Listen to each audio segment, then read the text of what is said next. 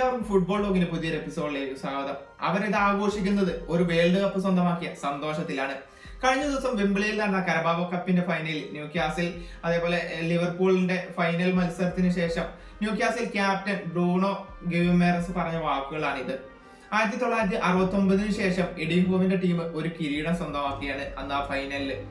ലിവർപൂളിനെ 2-1 പരാജയപ്പെടുത്തിക്കൊണ്ട് 1955 FA cup ഫൈനലിലെ വിജയത്തിന് ശേഷം ഒരു കിരീടം ന്യൂകാസിൽ സ്വന്തമാക്കുകയാണ്. ഒരു 70 വർഷത്തെ ഒരു കാത്തിരിപ്പാണ്, ഡൊമസ്റ്റിക് ട്രോഫിക്ക് വേണ്ടിയിട്ടുള്ള ന്യൂകാസിലെ കാത്തിരിപ്പാണ് കഴിഞ്ഞ ആ വെംബ്ലിയിൽ നടന്ന ഫൈനലിൽ അവസാനിപ്പിക്കുന്നത്.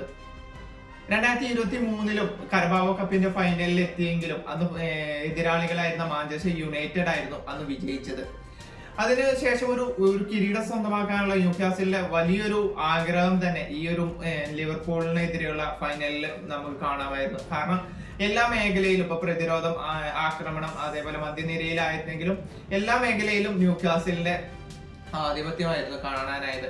ഒരു 45-ാം മിനിറ്റിൽ ബേണും അതേപോലെ 52-ാം മിനിറ്റിൽ ഐസക്കും ഗോൾ നേടി ന്യൂകാസിലിനെ മുമ്പിൽ എത്തിക്കുകയാണ്. പിന്നെ 94-ാം മിനിറ്റിലാണ് ലിവർപൂളിന് വേണ്ടിയിട്ട് കേസ ഒരു ഗോൾ നേടി ആശ്വാസ ഗോൾ നേടുന്നത്. കഴിഞ്ഞ ദിവസം ചാമ്പ്യൻസ് ലീഗിൽ PSG-ക്കെതിരെ പരാജയപ്പെട്ട് ചാമ്പ്യൻസ് ലീഗിൽ നിന്നും ലിവർപൂൾ പുറത്തായിരുന്നു.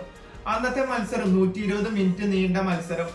അതിനുശേഷം പെനാൽറ്റി ഷൂട്ടൌട്ടിലാണ് ലിവർപൂൾ പരാജയപ്പെട്ടത്. ആ ഒരു 120 മിനിറ്റ് നേരത്തെ നീണ്ട മത്സരത്തിന്റെ ക്ഷീണം ലിവർപൂൾ താരങ്ങളിൽ മൊത്തത്തിൽ. ക്ലാസ്സിലാണെങ്കിൽ 70 വർഷത്തെ ഒരു കാത്തിരിപ്പ് എന്ന് പറഞ്ഞാൽ ഒരു ടീമും ഇതുവരെ ലോക ക്ലബുകളിൽ ഒരു ടീമും ഇത്രയും 70 വർഷം ഒരു കിരീടമില്ലാതെ നീണ്ടുപോയ ഒരു കാത്തിരിപ്പ് ഉണ്ടായിട്ടില്ല എന്നാണ് പറയുന്നത്.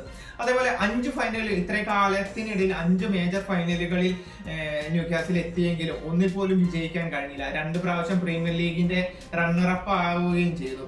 എന്തായാലും 70 വർഷത്തെ നീണ്ട ഒരു കാത്തിരിപ്പിന് ശേഷം അവരൊരു കിരീടം സ്വന്തമാക്കുകയാണ്. ഇനി അവർക്കൊരു ആഘോഷത്തിന്റെ രാവുകൾ തന്നെയാണെന്ന് പറയാം.